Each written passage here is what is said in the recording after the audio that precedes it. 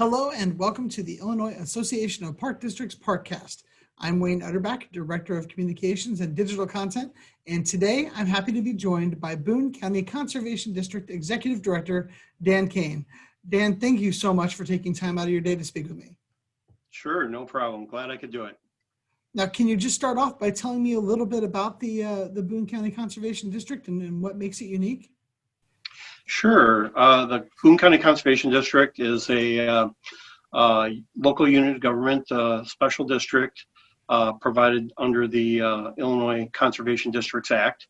And there's only 5 conservation districts in the state of Illinois, so we're in a fairly small group of entities that provide the type of service. We primarily manage land, important conservation lands for the ecological and the habitat value, and also some passive recreational opportunities, and for the natural environment, the natural functions on the land. So we're not set up like a park district is to do a lot of active recreational type of functions, but we do have programs and events, and so we have a staff of 8 full-time employees, and I'm really blessed. We operate with a team management style of operation, and I'm really blessed to have a great group and also have a really great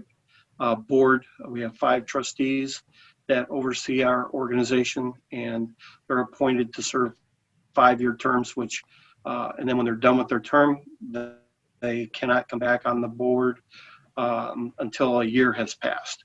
So there's a difference in the way we're structured that way as well. All right, and what can you tell me about visitation since the pandemic started in your district? Yeah, we don't have any quantifiable reflection on that, but observation-wise, we have certainly noticed an increase in patrons visiting our sites. Last spring when everything started to kind of happen with respect to COVID-19, we went through the same crunch that everybody went through in terms of, how do you operate with staff. We immediately went to remote function. We never stopped operating, and we continue to provide service for the public.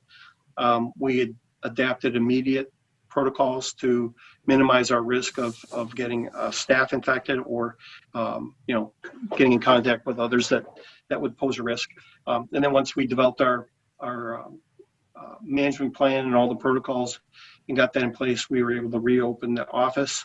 Limited capacity. We had limited people in the office, and but we were able to do quite a bit, and I think our patrons really appreciated what we've done. And we even opened sites that were technically closed for seasonal use because of our budgetary constraints. We in the fall, late fall, we closed a number of outlying sites, and we even reopened several, and ended up having to post signs that if the parking lot's full, the site is at capacity, and because we had people parking on the roads, and that the use was quite heavy, and still it remains so yet today. Now, are there any particular uses by patrons that surprised you?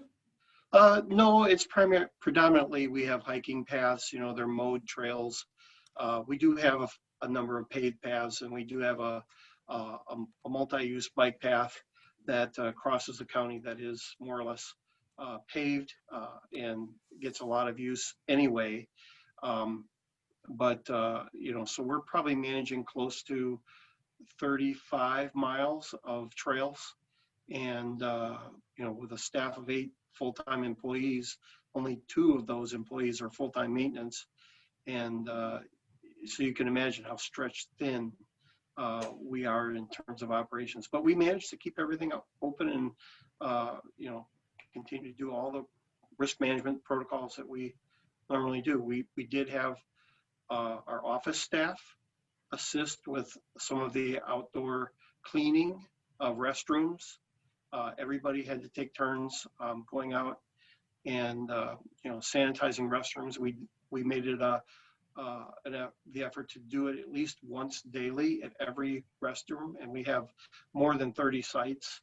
And so getting around to all the sites that have restroom facilities, that took time. And to give the maintenance staff the opportunity to do other tasks, our office staff stepped up and did that.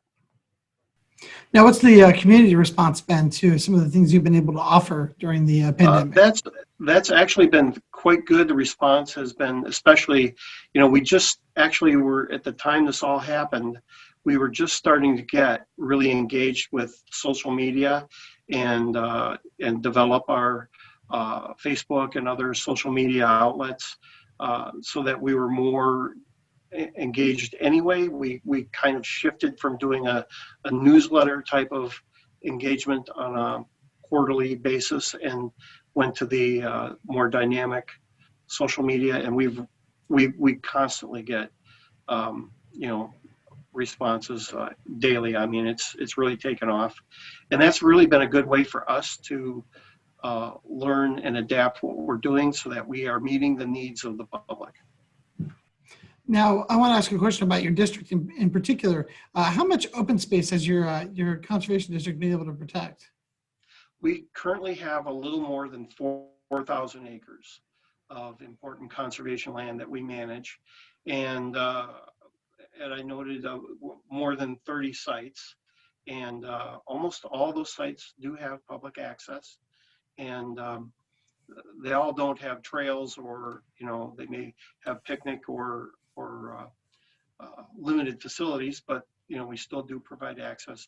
We also have hunting programs, so that's something most park districts don't engage in. So to manage or assist with issues like chronic wasting disease with the deer population. So we have other programming that ties into the type of land management that we do.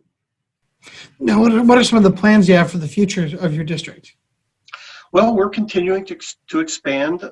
We're actually going to be purchasing 90 acres next week. That is a bargain sale. The landowner had approached us and is offering a 47% gift of the value of the property. And so we are in the process of, in fact, that's what I'm working on today, is the arrangements for the closing and getting all our ducks lined up. So we continue to expand for the public, and I will note we are getting very close to our capacity. I don't think we can really acquire a whole lot more unless there's something really unique ecologically that needs protection. But we strive to do our best and do it within our means. Sounds like you're doing a good job there. Yeah. Now, I want to ask you some direct questions now. What's some of the best advice you've ever been given? To stay flexible and to listen, and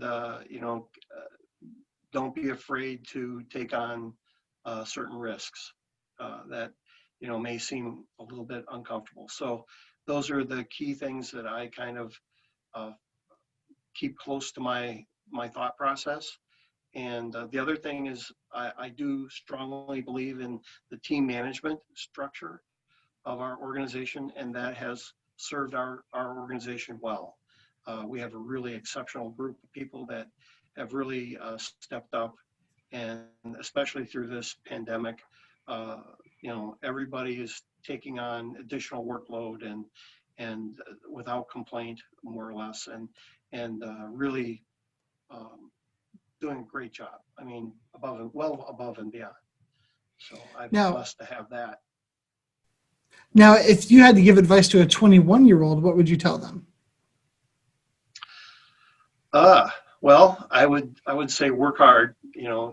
Put your due diligence in.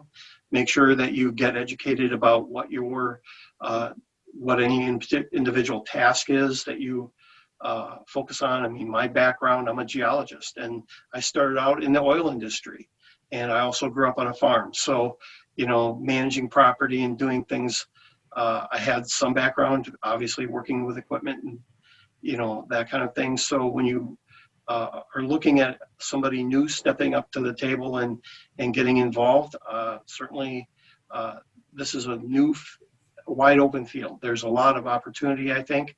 And, I think the community, the public, is really starting to appreciate, especially during this pandemic, that there's a lot of value brought to the table. And with respect to our sites and the way that they're accessible and all of that. But the key thing is, in my mind, is to get educated. And I know IAPD and iParks both provide a great deal of opportunity for online education, as well as programs and things throughout the year, lots of webinars. And I would say take advantage of everything you can, and to look and take advantage of mentorship if you get the opportunity. If you have somebody that, or several people that are doing things, and get well-rounded. A broader perspective is always better than a narrow focus.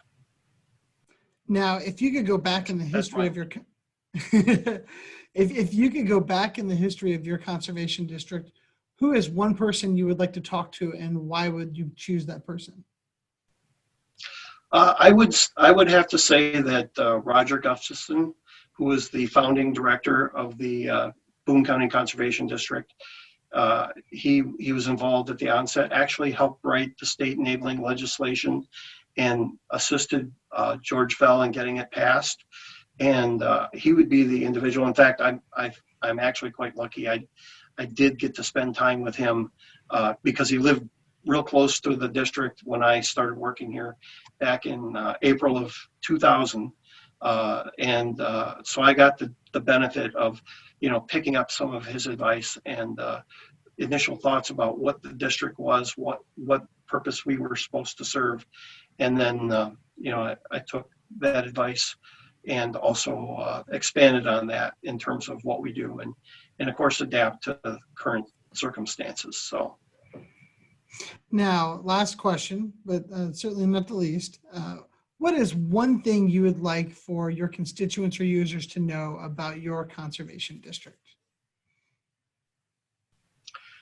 That we provide a lot of opportunity for people to get outside and enjoy the great natural resources that we have in this community, in this area, and also to participate in our educational programming, because we have really exceptional educators on our staff, and they do a really great job. And that's, we've continued to do online programming and continue to do work with educational programs in a much more limited capacity, but nonetheless, there's opportunity there for the public to learn more about what we are, what we do, and how they can take advantage of those areas.